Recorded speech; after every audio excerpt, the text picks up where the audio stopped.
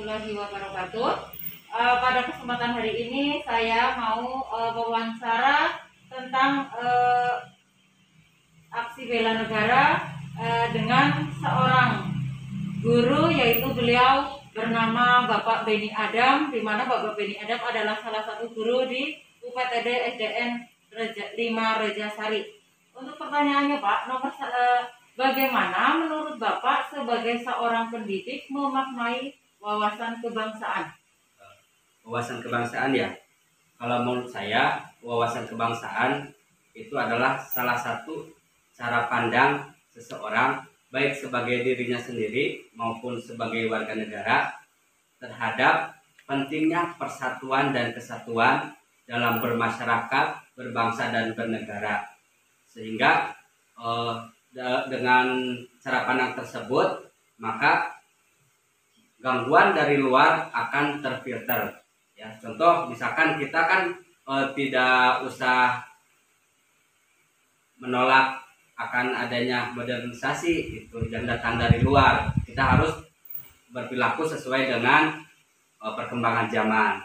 Walaupun kita harus sesuai dengan perkembangan zaman, tetapi kita tidak boleh melupakan asal usul atau jati diri kita sendiri.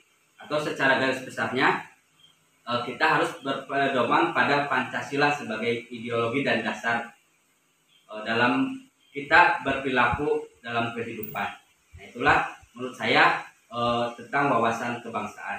Terima kasih Pak. Sekarang untuk pertanyaan yang kedua, usaha apa yang kita terapkan kepada anak didik untuk bisa memahami makna bela negara? Ya. Inti dari bela negara adalah semangat kita berkorban terhadap bangsa, keutuhan bangsa, persatuan dan kesatuan bangsa. Nah, adapun usaha-usaha yang dilakukan untuk menanamkan bela negara tersebut kepada siswa, yaitu yang pertama kita membiasakan anak setiap hari dengan menumbuhkan karakter yang positif terhadap dirinya. Contoh misalkan anak harus selalu mematuhi tata tertib yang ada di sekolah. Yang kedua, anak diberi kesempatan untuk menjadi petugas upacara, ya, sehingga karakter atau jati dirinya itu terbentuk dari sejak dini. Kemudian anak belajar untuk bergotong royong, kemudian membantu sesama. Ya. Kalau karakter tersebut sudah muncul sejak dini dalam dirinya, maka kedepannya anak akan menjadi manusia atau warga negara Indonesia yang punya nasionalisme dan patriotisme yang sangat tinggi. Mungkin itu dari saya. Kalau menurut saya. Terima kasih Bapak Beni Adam.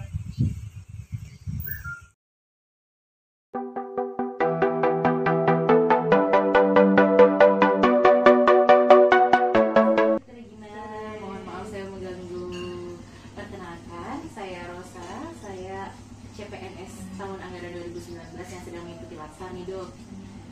Mohon maaf Dokter Regina, saya mau mengganggu waktunya sebentar. Tidak apa-apa?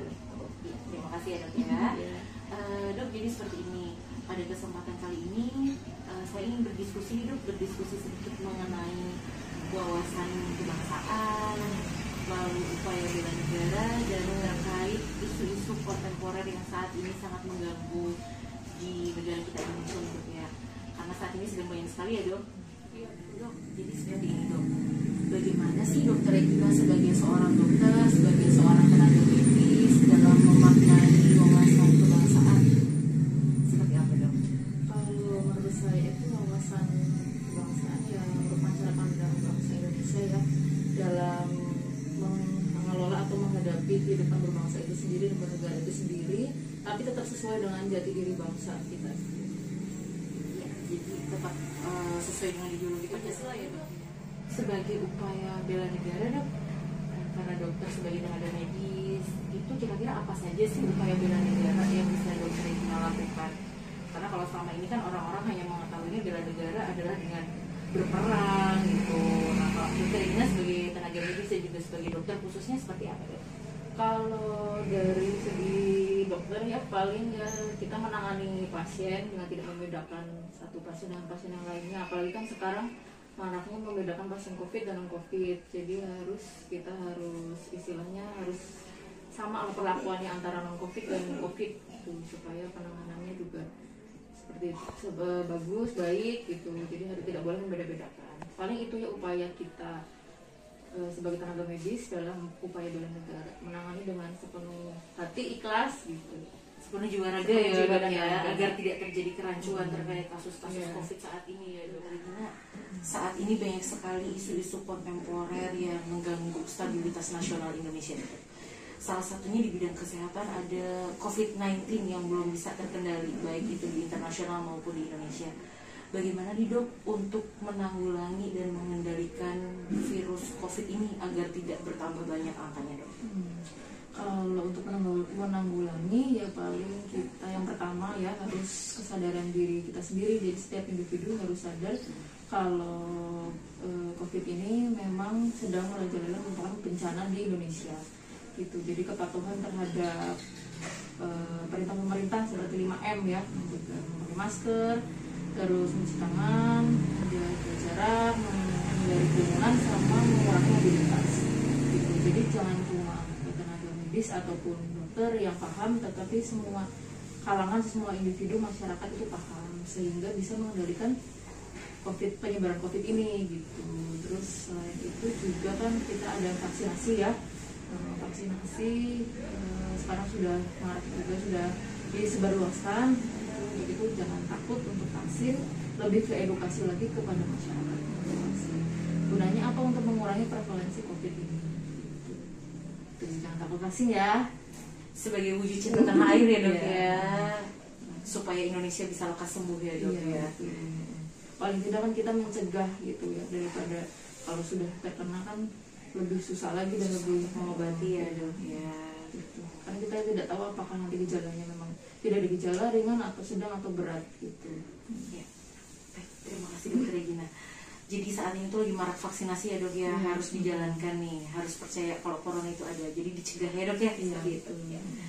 Baik Dokter Regina, sepertinya terima kasih sekali sudah sangat lengkap sekali interview atau diskusi kita sore hari ini ya Dok ya. Semoga teman-teman bisa memahami bahwa rasa cinta tanah air bisa diwujudkan oleh setiap individu dalam menanggulangi isu-isu kontemporer yang terjadi di Indonesia. Terima kasih Dokter Regina. Selamat sampai malam beraktivitas.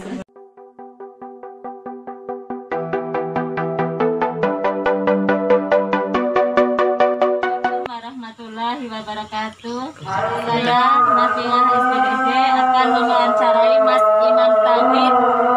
Nah, sini nanti saya akan memberikan pertanyaan kepada Mas Imam. Pertanyaan pertama, Mas Imam, menurut Anda pengertian wawasan kebangsaan itu apa? Yaitu wawasan kebangsaan menurut saya adalah cara pandang seseorang terhadap kecintaannya kepada negara, baik diungkapkan melalui perilaku dalam kehidupan yang sesuai dengan Pancasila dan Undang-Undang Dasar. Untuk pertanyaannya nomor 2, bagaimana cara menerapkan wawasan kebangsaan dalam kehidupan Anda? Dengan cara menjaga perilaku agar tidak menyimpang. Misalnya kalau di rumah membantu orang tua dalam keadaan berteman, dapat menyaring makna perilaku yang menyimpang dan yang mana yang tidak, agar kita tidak terjerumus ke dalam perilaku negatif. Terima kasih Mas Imam atas waktunya. Sekali lagi saya mohon maaf, harus diterapkan dalam kehidupan atau bagaimana itu menurut Mas Imam? Iya, harus diterapkan Dalam kehidupan mulai sejak dini atau bagaimana? sejak dulu. Ya, itu menurut Mas Imam, dia menyarankan dalam wawasan kebangsaan ini berarti harus diterapkan perilakunya, karakternya sejak dini. Nah, berarti kesimpulannya di sini adalah dengan wawasan kebangsaan ini berarti kita harus menerapkan perilaku karakter-karakter yang ada kepada anak-anak, terutama ketika masa anak-anak itu sejak dini. Begitu Mas Imam, kira-kira Ya. kesimpulannya? Iya, betul. Ya, seperti itu. Terima kasih. Wassalamualaikum warahmatullahi wabarakatuh.